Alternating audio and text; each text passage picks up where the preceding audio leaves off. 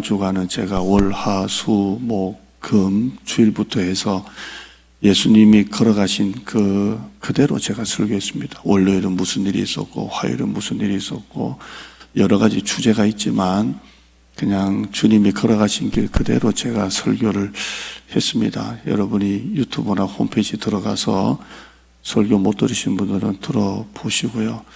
그렇게 고난주간을 잘 보낸 분이 이 부활절날 의미가 있고 기쁨이 있는 겁니다.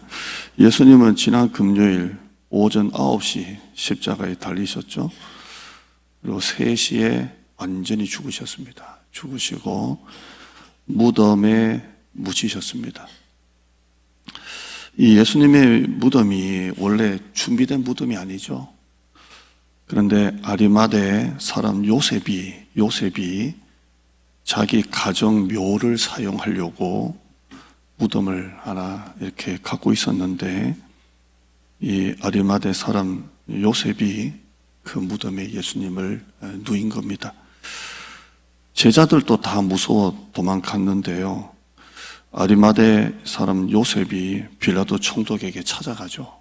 찾아가서 자기가 예수님의 시신을 거두어서 장례를 지내도 되겠냐고 빌라도에게 말합니다. 그리고 빌라도가 허락을 받아가지고 원래는 자기 가정 묘를 하려고 놔뒀는데 거기에다가 예수님의 시신을 누입니다. 아리마대 이 요셉은 본래 예수님을 믿는 사람입니다. 유대인이고 랍비였고 부자였고요. 사내들인 공의회의 의원입니다. 공무원이고요. 부자입니다. 그런데 자기가 예수님의 제자라는 것을 숨기고 있다가 결정적인 순간에 자신의 묘를 예수님께 드리면서 장례를 지낸 겁니다. 또 하나 나오죠. 니고데모라는 사람도 나옵니다. 니고데모도 몰약과 침량 섞은 것을 가지고 와서 예수님의 시신을 다 씻어냅니다. 그 피투성이잖아요.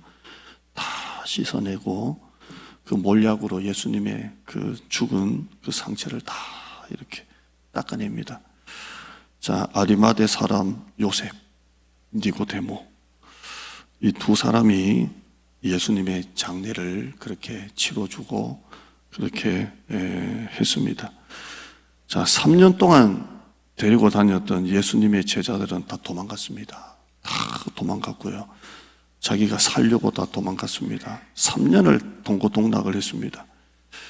예수님이 제자들에게 겟세마네 동산에서 나와 같이 기도하자, 시험에 들지 않도록 기도하자 그랬는데요. 예수님이 3번이나 기도하자 그랬죠. 기도하자. 시험에 들지 않도록 기도해야 된다. 근데 그때 계속 잤잖아요. 그때부터 알아본 거예요. 그 뒤로는 다 예수님을 부인하고 떠납니다. 제자들이 해야 될 일인데 제자들이 못하니까 하나님은 뜻밖의 사람들을 내세워서 쓰시는 겁니다. 해야 될 사람이 안 하면 하나님은 뜻밖의 사람을 통해서 역사하십니다. 제가 단독 목회, 제가 담임으로만 14년째입니다. 14년째고 91년도부터 사역을 했는데요. 얼마나 많은 성도들을 받겠습니까? 제가 사역도 해보고 목회도 해보니까요. 이분이라면 하시겠지. 이분이라면 도와주시겠지. 근데 전혀 아닌 걸 봅니다. 하나님의 일은 돈이 있다고 하고 시간이 있다고 하는 게 아니라 하나님의 일은 믿음 있는 사람이 하더라고요. 믿음 있는 사람이. 돈이 있어도 믿음 없으면 안 되고요. 시간이 그냥 남아서 자기 놀러 갈 시간은 있어도 하나님 앞에 봉사를 안 하더라고요. 참, 돈 있다고 하고 시간 남는다고 하는 게 아니라 믿음 있는 사람이 하는구나. 이게 해야 될 사람이 안 하면 하나님은 뜻밖의 사람을 통해서 일하세요. 그리고 그 사람에게 복이 옮겨지더라고요. 제자들은 다 도망갔습니다. 그런데 하나님은 뜻밖의 이 2명을 통해서 예수님의 장사를 지내게 하심으로 우리에게 지금 기록에 남는 겁니다.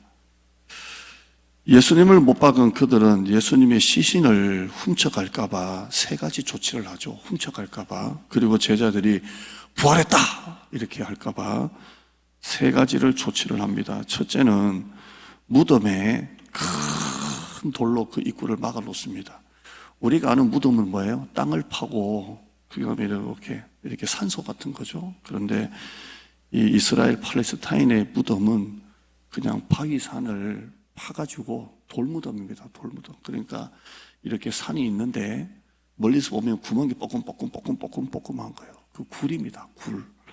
근데 원래는 그 굴에 이렇게 그 막아놓는 돌 뚜껑이 없습니다. 그런데 예수님의 시신을 훔쳐갈까봐 어떻게 막았는지 큰 돌로 그 구멍을 막은 거예요. 시신을 집어넣고 큰 돌로 그 입구를 막아 놓은 겁니다. 두 번째는 총독에게 허락을 받아서 무덤 문을 임봉을 했습니다. 그래서 표시가 나도록 그렇게 했고요. 세 번째는 로마 군인들이 교대로 근무하면서 무덤을 지켰습니다. 왜 이렇게 하냐면 제자들이 그걸 밤새 훔쳐가서 딴 데 훔쳐다 놓고 부활하셨다! 이렇게 할까봐 큰 돌로 입구를 막아놓고 임봉을 하고 군인들로 그걸 지키게 했습니다.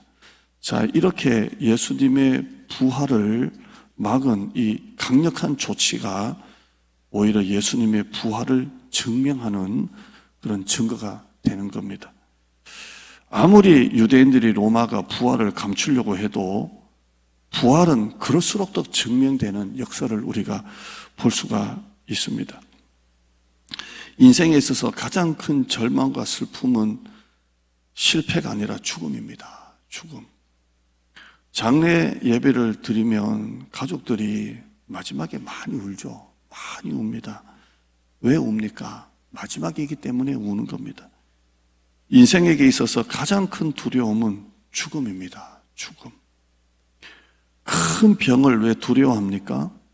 죽기 때문입니다. 큰 병에 걸리면 죽기 때문입니다. 사람은 죽음 앞에 서면 인간의 본성이 나옵니다. 본성이 나옵니다. 그만큼 두려운 겁니다. 저희 집안은 이상하게도 좀 암 내력이 있습니다. 저희 큰 누님이 30대 중반에 자궁암이라서 그때 자궁 다 드러냈고요. 저희 어머님이 2종류의 암에 걸려서 고생을 했고요. 작년에 저희 아버님이 또 후두암에 걸려서 방사선 30회 항암 치료까지 마치셨고요. 그래서 지금 이가 다 빠졌습니다. 잇몸에 이가 다 빠졌는데 틀리도 못하고요. 이걸 항암 치료 방사선 하니까 1년간은 아무것도 못한대요. 그러니까 1년간은 방사선 항암 치료하느라 목이니까 후두암이니까 사기 나왔거든요. 담배를 안 피니까 또 이기가 되고 그러는데 부인은 사기가 나왔으니까 1년 동안 먹지를 못해요. 그냥 주사 같은 걸로 하시고 끝나고 나니까 이가 다 이제 허물어져 가지고 또 식사를 못하니까 체중이 저희 아버님이 해병대에 나오신 분인데 그냥 완전히 그냥 훅 틀어도 들릴 만큼 그렇게 됐는데요. 저희 집안이 그런 4기, 어머니도 3기, 발등을 다 절개를 하고 예전에는 허벅지부터 잘라냈다고 하는데 피부암, 흑색종이라는 암에 걸리셔서 근데 가족 중에 그렇게 큰 병에 걸리니까 집안이 어두워지는 거예요. 걱정이 앞섰고 또 자녀 입장에서는 엄마, 아버지 다시는 못 볼 수 있다라는 그런 마음이 있고요. 믿음이 아니면 참 힘든 시간을 지나는 거죠. 사람은 죽음이 가장 두려운 거예요. 죽음 앞에 서면 인간의 본성이 나오는 겁니다. 인간에게 있어서 가장 큰 기쁨은 무엇입니까? 생명입니다. 생명. 내가 만약에 큰 병에 걸려서 가는 병원마다 만나는 의사마다 살 가망이 없다고 한다. 이걸 한번 들어보세요. 당신은 살 수가 없습니다. 지금 의학으로는 고칠 수 없습니다. 만약에 이런 얘기를 한번 들어보세요. 얼마나 절망이 옵니까? 죽음이 무서운 거예요.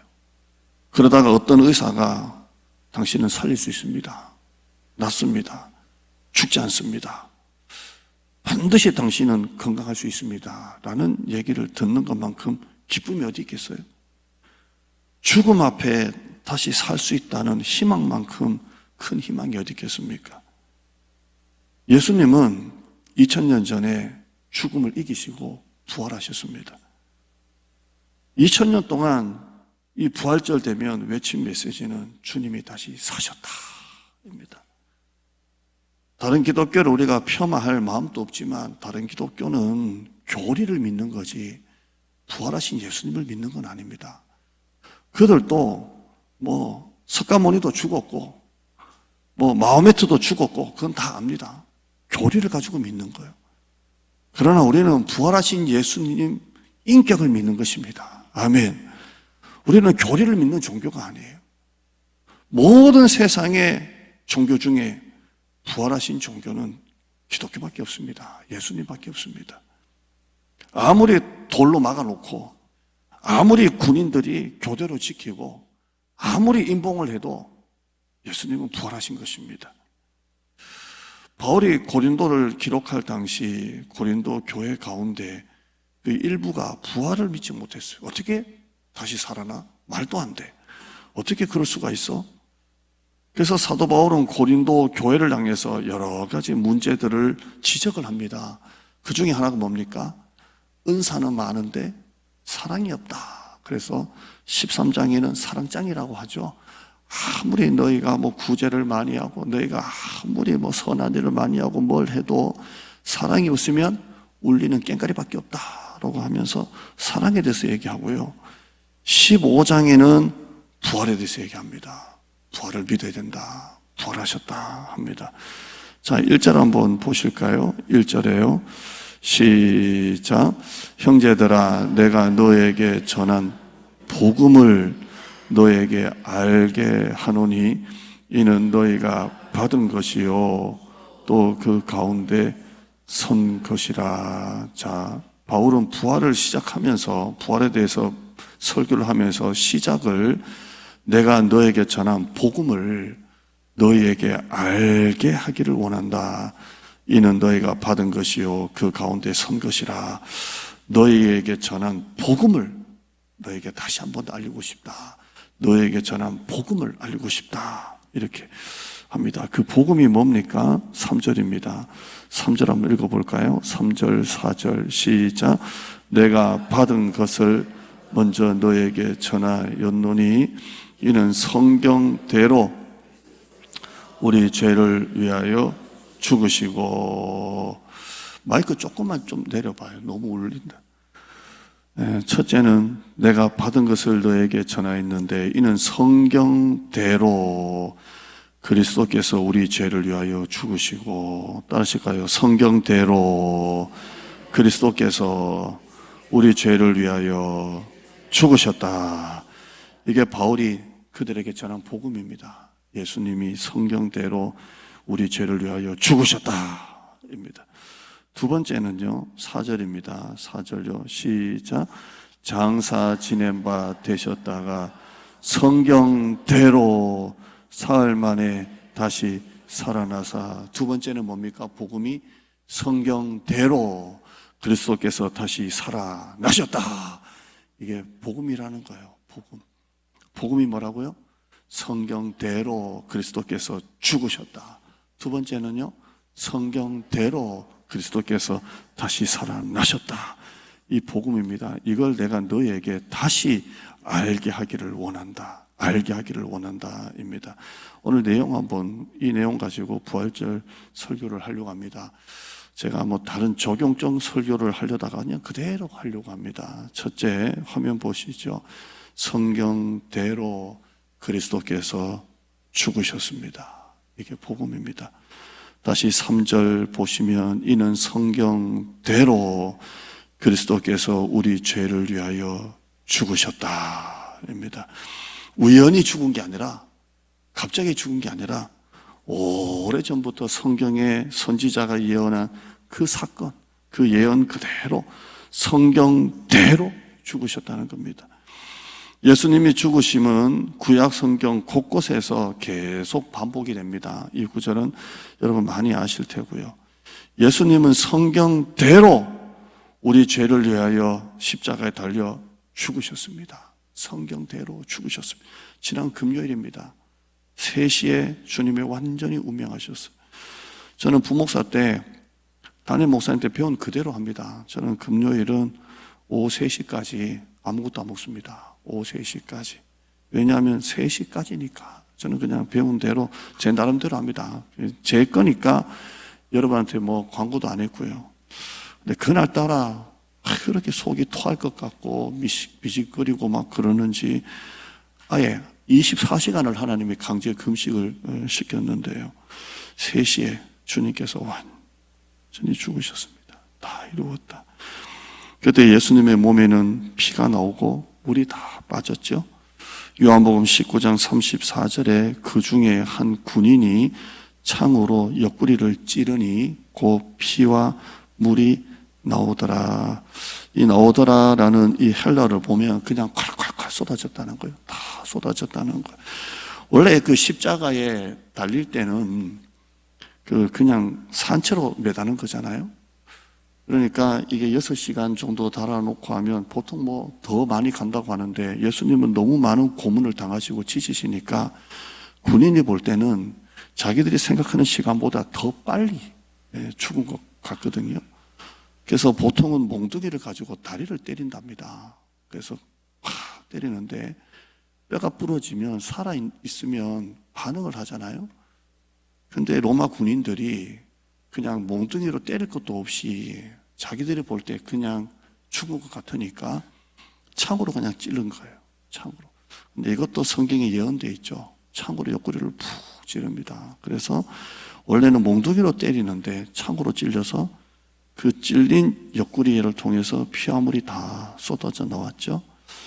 죽으신 예수님의 시신은 무덤에다 갖다 놓죠. 마태복음 27장 66절에 그들이 경비병과 함께 가서 돌을 임봉하고 무덤을 굳게 지키느라. 그래서 무덤 안에 예수님을 누이고 그리고 완전히 봉했습니다. 이렇게 예수님은 완전하게 죽으셨습니다. 완전하게. 기절이 아닙니다. 완전하게 죽으셨습니다. 성경대로 우리는 예수님이 완전하게 죽으신 것을 우리는 믿습니다. 아멘. 완전히 죽으셨습니다. 우리 죄를 속죄하시고 담당하시기 위해서 속죄 제물이 되셔서 친히 십자가에 달려 완전히 죽으셨습니다. 두 번째는 복음입니다. 성경대로 그리스도께서 다시 사셨습니다. 성경대로 사셨습니다. 4절입니다. 4절에요. 시작. 장사 지낸 바 되셨다가 성경대로 사흘 만에 다시 살아나사. 성경대로 사흘 만에 다시 살아나사. 마태복음 16장 21절 말씀 읽어보실까요? 시작. 이때로부터 예수 그리스도께서 자기가 예루살렘에 올라가 장로들과 대제사장들과 서기관들에게 많은 고난을 받고 죽임을 당하고 제3일에 살아나야 할 것을 제자들에게 비로소 나타내시니, 이걸 말씀하셨다는 거예요. 내가 죽고 완전히 죽고 난 다음에 제3일에 나는 살아날 거다. 이걸 제자들에게 말씀하셨다는 거죠. 그리고 주님은 성경대로 살아나셨어요. 예수님은 부활하신 후에 제자들을 만나 주시죠. 3일 만에 부활하시고 난 다음에 방에 가만히 계신 게 아니라 자기를 부인하고 도망간 제자들을 일일이 다 만나 주십니다. 그게 40일이죠. 다 만나 주십니다. 화면 보시면 부활하신 예수님이 자신을 나타내 보이신 기록들이 나옵니다. 막달라 마리아에게 먼저 보여줬죠. 마리아가 찾아갔죠. 무덤으로 찾아갔죠. 제가 이걸 가만히 보면 그래요. 예수님이 십자가에 달리시기 위해서 골고다 언덕 올라갈 때에 끝까지 따라다니면서 울었던 분들은 여성들이죠.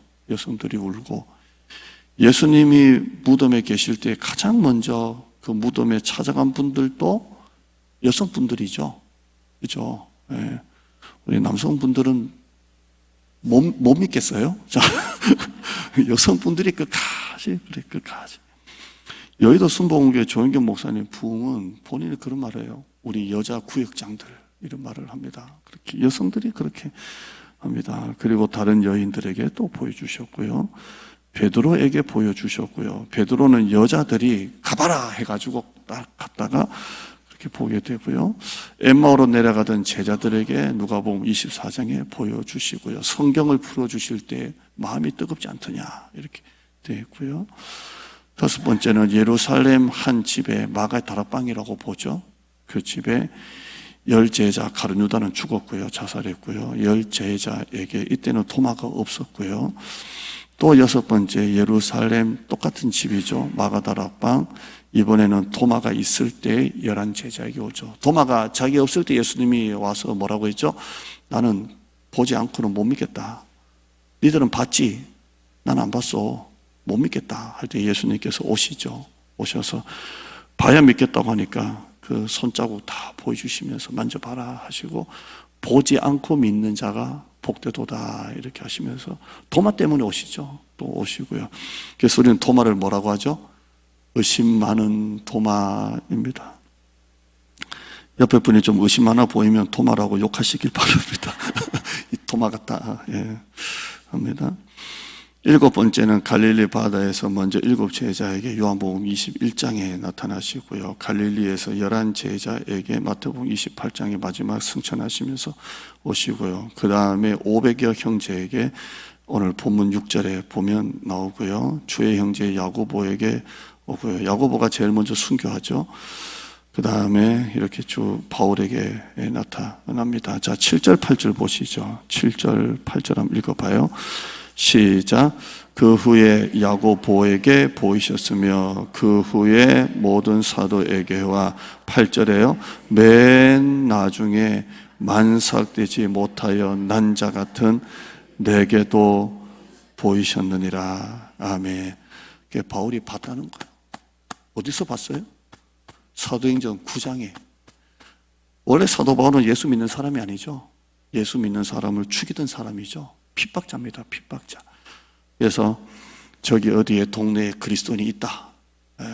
대장동에 어디 있다. 고기동에 있다. 소금동에 있다. 그러면 사람들을 모아가지고 몽둥이하고 칼을 가지고 그 집에 쳐들어가죠. 가서 그 사람을 잡으러 가는 거죠. 그래서 사도행전 9장에 보면 그때도 사람들을 모아가지고 몽둥이와 칼 같은 걸 들고 로마의 어떤 허가증, 구속영장 같은 걸 받아가지고 다메섹으로 넘어가다가 그 가운데 빛을 만나게 되죠. 그래서 빛이 확 비치고 눈이 멀게 되고 그 다음에 빛 가운데 니시 오니까 하니까 나는 네가 핍박하는 예수다 이렇게 하면서 사실 사도 바울은 예수를 핍박한 건 아니죠. 예수 믿는 사람을 핍박한 거예요. 그런데 예수님은 나를 핍박했다 하시면서 그렇게 만나 주시죠. 그 아나니아가 안수기도 하면서 이는 이방인을 위해서 택한 나의 그릇이다. 그래서 안수하니까 눈에 비늘 같은 것이 싹 벗겨지고요. 그리고 어디 광야 같은데, 아라비아 광야 같은 데서 한 3년 동안 들어갔다고 합니다. 3년 동안 들어가서 있다가 나와가지고 이제 사역이 시작됐다고 합니다. 그럼 이 아라비아 광야 어딘지는 모릅니다. 들어가서 뭐 했을까요? 사도 바울 같은 사람은 성경을 막 뒤졌을 거예요. 내가 본 게 뭔가, 진짜 이게 무엇인가. 사도 바울은 보통 사람 아니잖아요. 가말리엘 문화 그 스승 밑에 있던 사람이라서 우리로 말하면 뭐 서울대 수석의 최고의 석학 밑에 있던 사람이잖아요. 구약 성경을 다 뒤졌다고 저는 봅니다. 많은 목사님이 그렇게 다 뒤지는 거예요.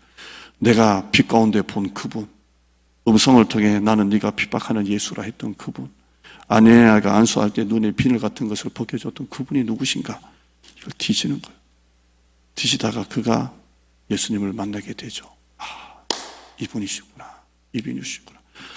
그 전에는 예수 믿는 사람을 죽이러 가던 사도 바울이 예수를 만나고 난 다음에 그의 삶이 완전히 바뀝니다.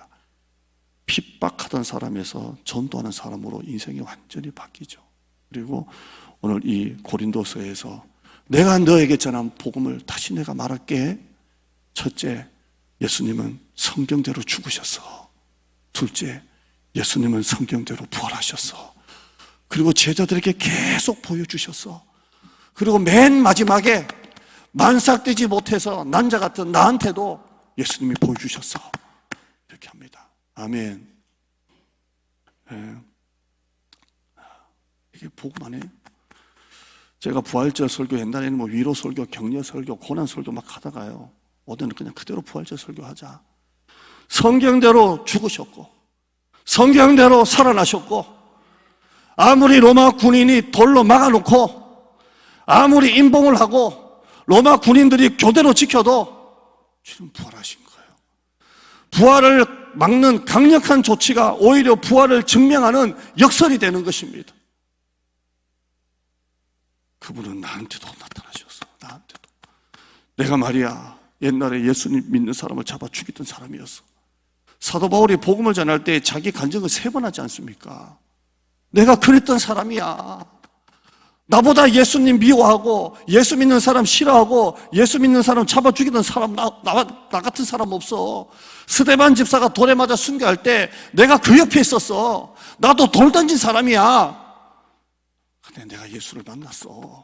이걸 얘기하잖아요. 여러분 이런 감격이 있는가요? 정전이 되니까 감격이 다 사라져 버렸죠. 쫓아다닌다고. 자, 3번째입니다. 읽어보시죠. 시작. 부활하신 그리스도를. 자, 이렇게 제자들이 예수님을 만났죠. 정확하게 말하면 만나 주신 거예요. 찾아가면서 40일 동안 그거 한 거예요. 40일 동안. 예수님 돌아가실 때, 잡혀가실 때 자기들도 죽을까봐, 잡혀갈까봐 예수님을 부인하고 다 도망갔던 제자들이에요. 그런데 성경대로 죽으시고 성경대로 다시 사신 예수님을 제자들이 만났습니다. 이들이 예수님을 만나고 난 다음에 교회 안 나오다가 교회 잘 열심히 다니는 그런 수준이 아니라 죽을 때까지 예수님의 부활의 증인으로 살아가게 됩니다. 여러분 재판소, 법원에 가서 증인이 뭡니까? 증인이 뭐예요? 목격자잖아요. 내가 봤다, 내가 그 사람과 같이 있었다, 이걸 증인하는 게 아닙니까? 예수님의 제자들은 예수님을 만나고 난 다음에 십자가에 못 박히시고 잡혀가실 때, 죽으실 때는 다 도망갔던 제자들이 목격자가 되는 거예요.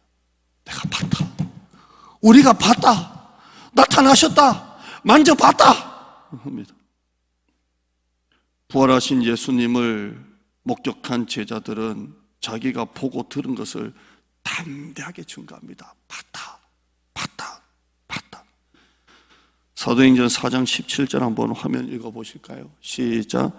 이것이 민간에 더 퍼지지 못하게 그들을 위협하여 이후에는 이 이름으로 아무에게도 말하지 말게 하자 하고, 무슨 말이냐면 이게 막 세상에 퍼지지 않도록 SNS, 뉴스로 막 퍼지지 못하도록 제자들을 위협하고, 니들 또 나가서 어디서 봤다 그러면 죽는다, 그때는 감옥에서 못 나간다, 위협해서 이 이름으로, 예수의 이름으로 아무에게도 말하지 말게 하자 하고 18절에 읽어봐요. 시작.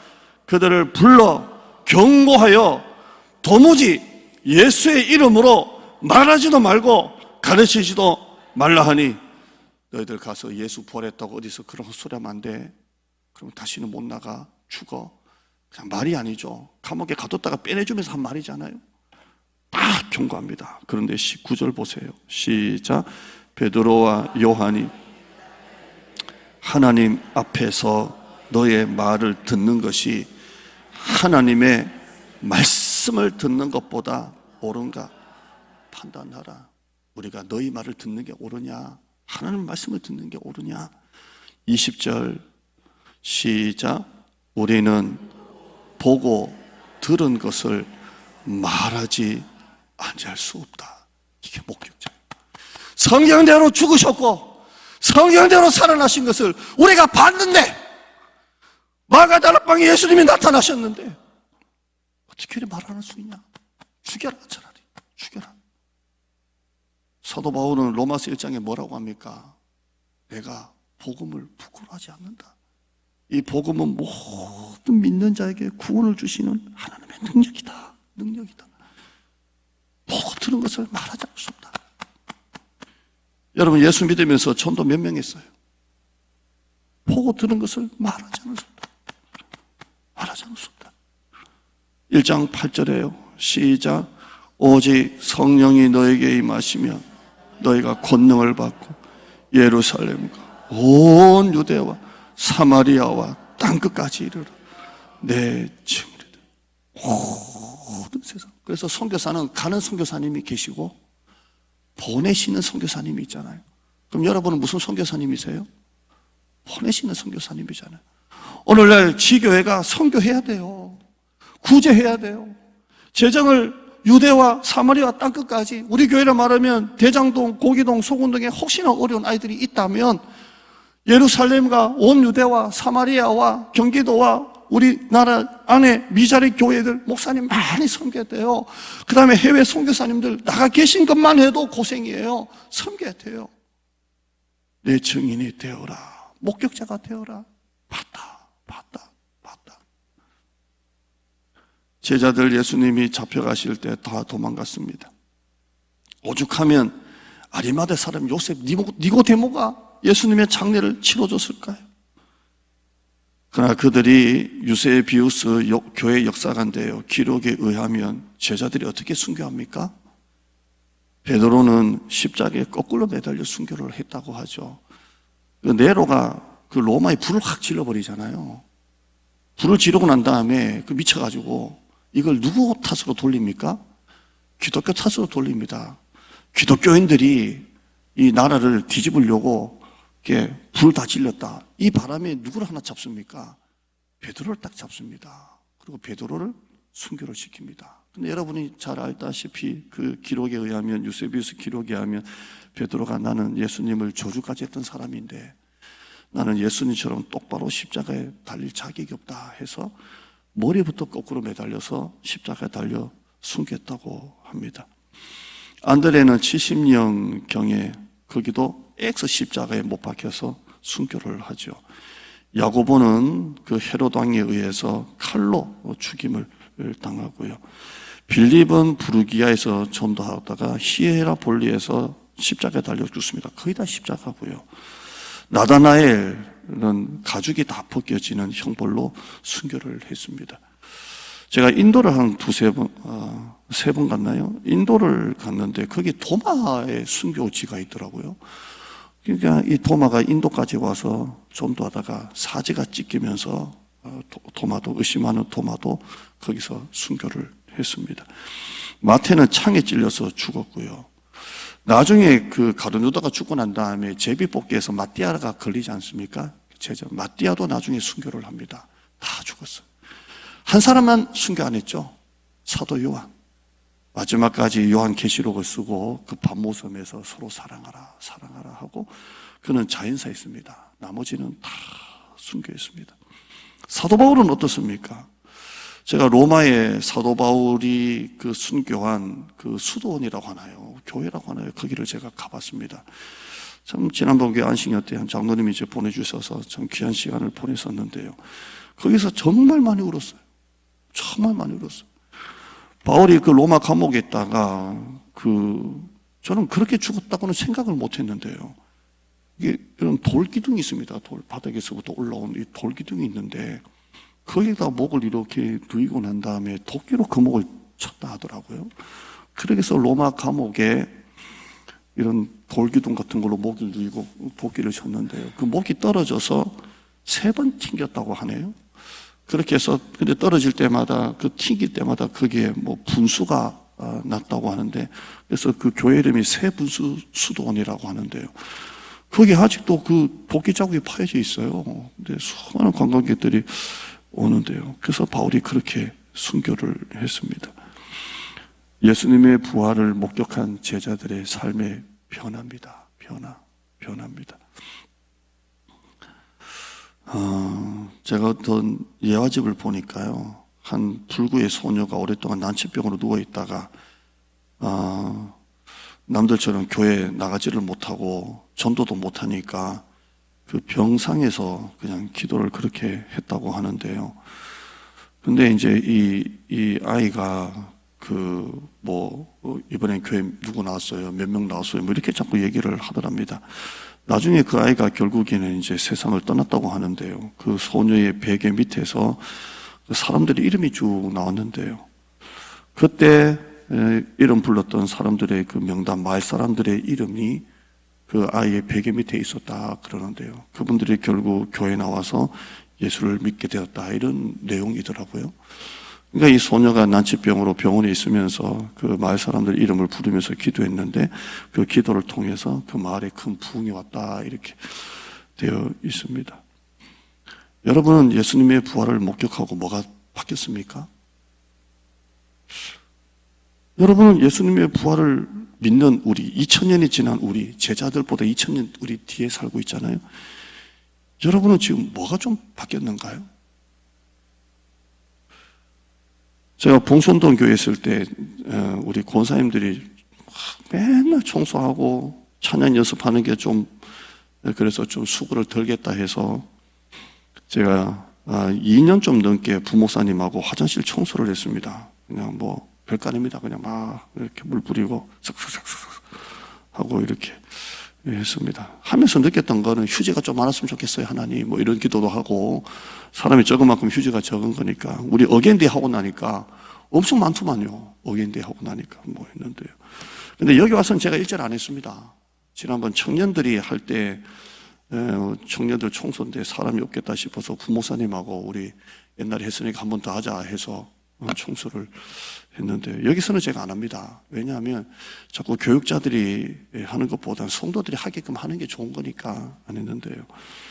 이번에 우리 한 가정이 화장실 청소를 섬기시겠다고 그렇게 하셔서 참 너무 귀하다. 또 우리 한 분 또 우리 교회 옷에서 한 3가족이시지만 우리 낮예배 차량 운행으로 이렇게 섬겨주시는데요. 여러분 삶에 무슨 변화가 있습니까? 짜증 낼 때 짜증 내고, 짜증 다 내고, 원망할 때 원망 다 하고, 세상 사람들이 돈 때문에 울고 웃으면 여러분도 돈 때문에 울고 웃고, 사업이 좀 잘 되면 막 행복하고, 사업이 좀 안 되면 막 짜증이 나고, 막 내가 왜 교회 나가가지고. 여러분, 뭐가 변화됐습니까, 도대체? 아직도 끊지 못하는 죄들, 도대체 뭐가 변화됐습니까? 여러분 옆에 가족들부터 해서 예수 안 믿는 가족들도 있지만, 여러분 부활의 목적을 믿고 아는 여러분은 도대체 뭐가 변화됐습니까? 여러분도 세상에서 돈 하며 살고 계십니까? 자기에게는 부유하고 하나님께는 인색하며 살고 있지는 않습니까? 오늘 부활절 절기 헌금, 헌금 설교할 때마다 시험 든다는 분이 있긴 있지만 우리 성도님만 없고요. 부활절 때마다 금식기도 합니다. 하나님 얼마 낼까요? 그걸 뭘 합니까? 여러분, 성경대로 예수님이 죽으시고 성경대로 부활하신 주님이 맨 마지막에 만삭되지 못하여 난자 같은 나에게도 보여주셨어요. 나 같은 것도 주님이 구원해 주셨잖아요. 교회를 사랑하고 영혼을 돌보고 영혼 구원에 앞장서고 여러분의 시간과 물질을 주를 위해 쓰는 것을 기뻐하고 세상에 노는 것보다 어떻게든 교회 한 번이라도 더 나오려고 힘쓰고 세상에서 굿이야 뭐 홀인원이야 나 모르지만 샷 하는 시간에 교회 나와서 걸레 들고 청소하고 전도하기를 기뻐하고 적어도 그래야 되지 않을까요? 예? 여러분, 서울에서 여기까지 예배드리러 오신 여러분에게 이 얘기 드려서 너무 죄송하지만 우리는 여기 힐링하러 오는 거 아니잖아요. 예배드리고 여러분의 시간과 물질을 주를 위해 쓰는 것을 기뻐해야죠. 제가 어제 목사님하고 어제가 그저께 분당을 지나가다가요, 뭐 앞에가 차단막이 막 폴리스 가인이 막 쳐져 있고, 그래서 부목사님이 목사님 이 다리 아닌가요? 그래요. 딱 보니까 삼가 고인의 명복을 빕니다 했어요. 이번에 분당 정자교가 비 좀 왔다고 와르르 무너져 내려서 거기에 한 40대 여성이 그대로 떨어져서 깔려 죽었잖아요. 다리가요 얼마나 큰지 몰라요. 왕복 4차선인가 그 정도 될 정도예요. 이 하천과 하천이 있는 다리예요. 그 차가 왕복 2차선, 왕복 4차선이라고요. 그런데 거기에 걸어가다가 그때 목숨을 잃을 거라고 1초 전만 해도 그 여자분이 알고 있을까요? 삼가 고인의 명복을 빕니다. 이렇게 되어 있더라고요. 여러분, 한 번밖에 없는 인생. 또 주를 위해서 이 건강 가지고 일할 인생 얼마 남지 않았잖아요. 여러분은 뭐가 변화됐나요? 내 몸 아픈 게 너무 더 아깝고, 내 돈 쓰는 게 더 아깝고, 내 시간 교회 보내는 게 더 아까워서 세상에 놀러를 다 다니면서 교회 한 번 안 오고, 빗자루 한 번 안 들고, 청소 한 번 안 하고, 전도지 들고 안 오고. 오늘 저와 여러분이 이 부활의 증인, 변화된 제자들 모습을 통해 우리의 모습을 좀 봤으면 좋겠습니다. 적용 한번 하시죠. 자, 목장 교환으로 하죠. 자, 화면 좀 보여줘요. 화면, 지난 고난주간 특별 새벽기도의 은혜 나누시고요. 그 다음에 말씀, 성경대로 죽으셨다.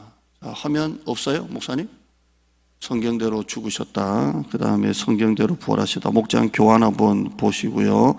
나눔 적용 결단. 나는 부활의 주님을 믿는 나는 변화된 삶을 살고 있는지, 지금 나의 변화는 무엇인지, 내 안에 부활의 감사와 기쁨이 있는지, 여러 목장 교환을 통해 나누시기를 축원합니다.